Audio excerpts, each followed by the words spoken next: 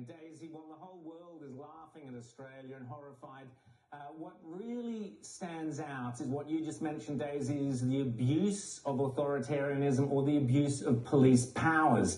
And that is when police authority is taken beyond its apparent purpose and used for political purposes. It's a very fine line, but I'm going to show you in a second a clip of both the good and the bad that occurred over the weekend.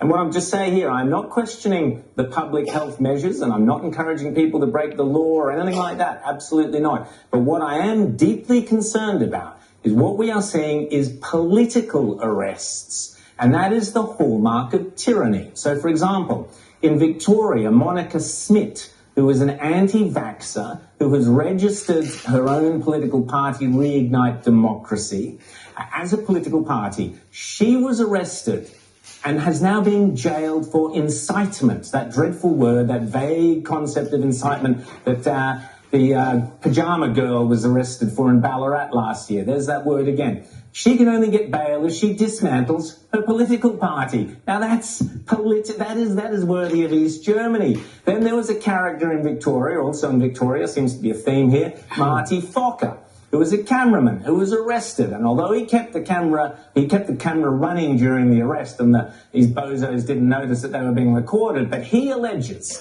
and you can decide for yourself, go to reporting.com and you can watch the whole thing if you want to.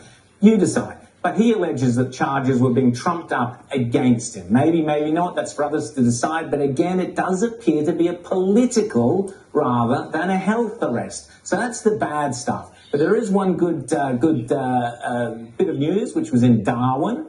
And again, I don't know what the political affiliations of the individuals involved were. I don't care. The good news was that the police and local protesters came to a peaceful agreement. No bashing up. They discussed it.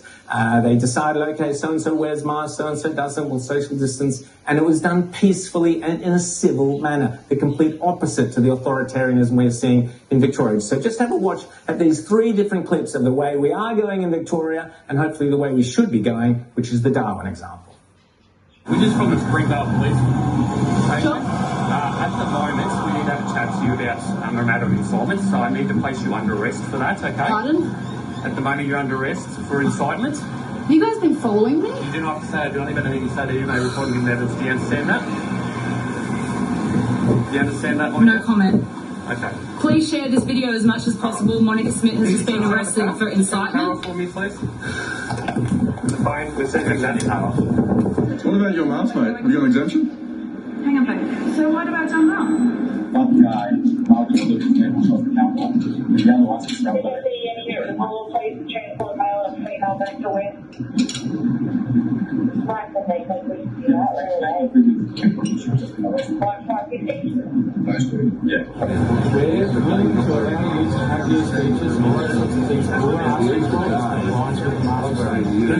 I can say is some people are controlling, and some people aren't. That Darwin protest was peaceful. We can do it peacefully or we can do it the authoritarian, tyrannical way. That's up for Australia to decide. But let me tell you, we are seeing political arrests and that scares the bejesus out of me, Daisy. It is completely scary, Rowan. I mean, the thing is, ultimately, at the end of the day, everyone is entitled to their opinion. And like I said, we're not encouraging anyone to break the law. We're certainly not saying really anything negative about COVID vaccines. I'm certainly not an anti-vaxxer. I don't agree with Monica Smit's views. But she is entitled to her opinion. And she is entitled to express her opinion. You know, she's certainly not encouraging people to be violent or anything like that. She's simply expressing an opinion and trying to take advantage of the supposedly democratic society we live in by putting up her own political party. I mean, what on earth is wrong with that? And for anyone who clutches their pearls and says, oh my goodness, any anti-vaccination rhetoric out there in the public sphere is an inherent danger to the vaccine rollout, etc., that is such hyperbole. You know, Australians by and large accept vaccines, and for every anti-vaxxer there are tons and tons of other sources, you know, presenting an alternative opinion. You can look at the official sources if you want to know things about vaccine. There's plenty of opposing view out there. So why on earth is Monica Smit getting arrested for incitement when all she is doing ultimately is expressing her political opinion?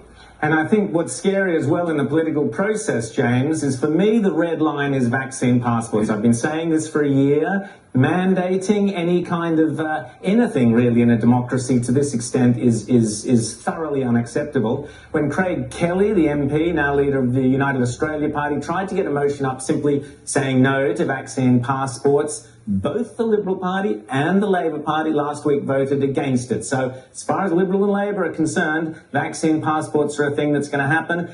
We'll be speaking to Professor Augusto Zimmerman about why that is wrong later. James? Well, yeah, and, you know, the concern I have about all of this is, besides the whole issue of vaccine passports, which is very concerning because it's not just, I don't think, about the vaccine. It is about building an infrastructure of technology that can be used for all sorts of things, you know, not just vaccines. You say, oh, vaccines, well, it's a public health thing, and that's fine. And everybody says, oh, wonderful. But then suddenly you have this whole infrastructure and apparatus that can be used to decide what you can and cannot do. You know, I've always said on this program, it feels sort of like, you know, the 21st century is shaping up to be a battle between private sector and centralized social credit systems. And I feel like this brings us closer to that system here. But the thing that I want to say is that for people who are pro-vaccine and, you know, are confident that this technology works, I count myself among them. It does not help the cause if you start to look insecure about it and start to ban people and try and silence people who have dissenting views. You will harden opposition to it, and you will have an awful lot of people who might be on the fence and be saying, do I get this? Do I not? And then they might see some of this behavior on the part of officialdom and authority and say, hang on, why are they going to these extremes? Why can't they make the case and convince me? And that, I think, is going to shape up to be a real own goal for those people who think that vaccines are the way out of the pandemic.